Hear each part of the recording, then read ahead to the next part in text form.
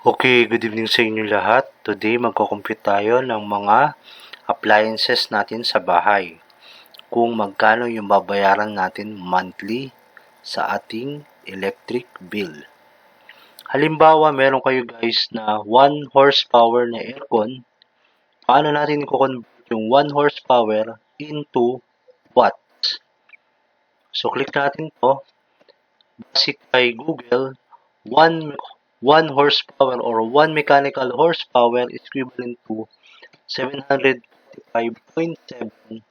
watts.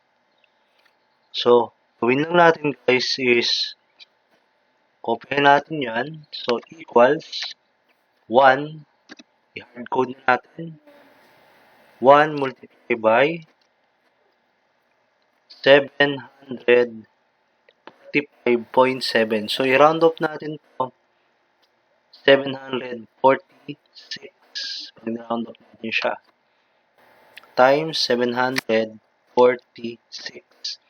Kaya kung meron kayong aircon sa bahay at 1.5 horsepower yon, palitan nyo lang to ng 1.5.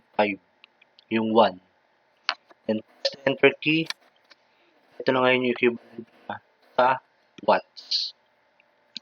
Halimbawa, gumamit tayo ng 9 hours na aircon sa bahay.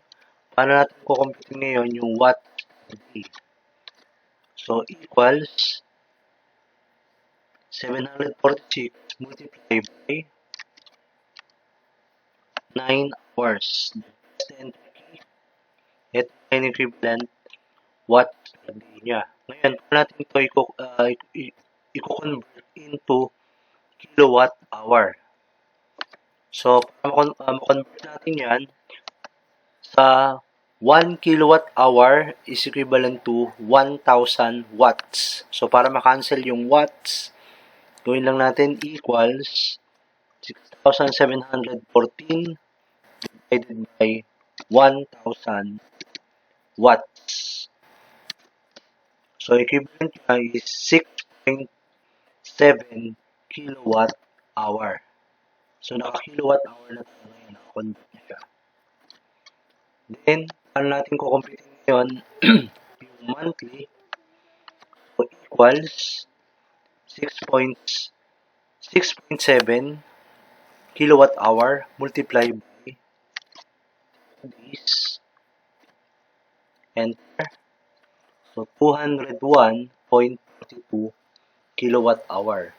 Halimbawa, ang rate natin kilowatt is 8 pesos and 70% tapos ang gagawin lang natin is equals 201.42 multiplied by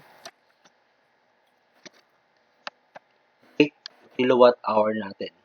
So, para malak natin itong cell na to, press lang natin yung F4 function key sa keyboard. Okay, magkakaroon ngayon ng dollar sign, ibig sabihin nakalock na siya dito. Press the enter key. At ito ngayon yung monthly consumption natin sa 1 horsepower na aircon. Excuse me. Okay, so ito yung mga remaining na wattage dito. Wala na tayong dapat pang i-convert. So, sa electric fan, 75 watts.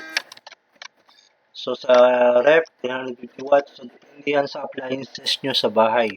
Then, ito naman yung hours kung kailan nyo siya ginamit. Okay, since nakuha na natin yung formula ng bawat isa, ang gagawin nyo lang, select nyo yung cell address D3 hanggang G3. Then, select nyo to. Then, mag-o-autofill lang tayo. Okay? That's it. So, para makuha nyo yung sum nito, press F2.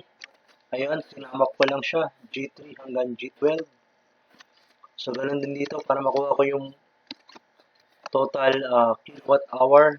Nagamit lang din ako ng sum function ng Excel. So, F3 to F12. So, ito na yung sample computation natin ng mga appliances natin sa bahay. I hope may natutunan kayo today. Kung meron mo kayo natutunan, kindly hit the subscribe button and share it to your friends. Thank you very much. Bye-bye.